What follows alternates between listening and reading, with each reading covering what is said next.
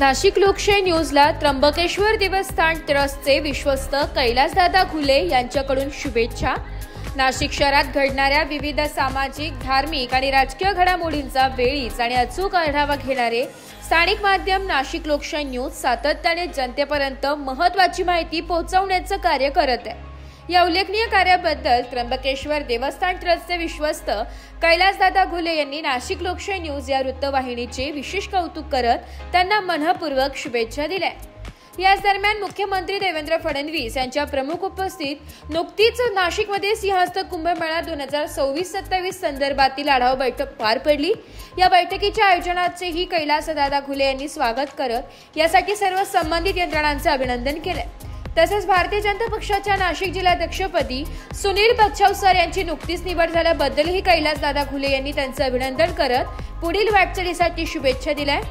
एकूणच धार्मिक आणि सामाजिक क्षेत्रातील आपल्या सक्रिय सहभागासोबतच कैलासदादा घुले हे राजकीय घडामोडींकडेही सजग दृष्टी ठेवून त्यात सकारात्मक प्रतिसाद देत असल्याचे या शुभेच्छांमधून दिसून येते। नमस्कार, मी कैलास घुले नाशिक लोकशाही न्यूजच्या 4थ्या वर्धापन दिनानिमित्त संपादक, संचालक, छायाचित्रकार मित्रमंडळी, पत्रकार मित्रमंडळी या सगळ्यांना या वर्धापन दिनाच्या मी शुभेच्छा देतो।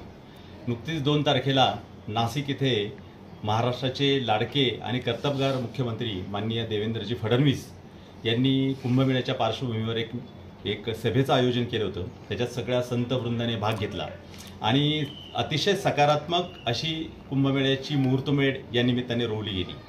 आणि नुकतंच त्र्यंबकेश्वर म्हणण्यापेक्षा नाशिकच्या जिल्ह्याला सुनील बच्छाव सरांच्या निमित्ताने एक परत त्यांना पुन्हा काम करण्याची जिल्हाध्यक्ष म्हणून संधी मिळाली, त्याबद्दल मी त्यांचे या ठिकाणी अभिनंदन व्यक्त करतो।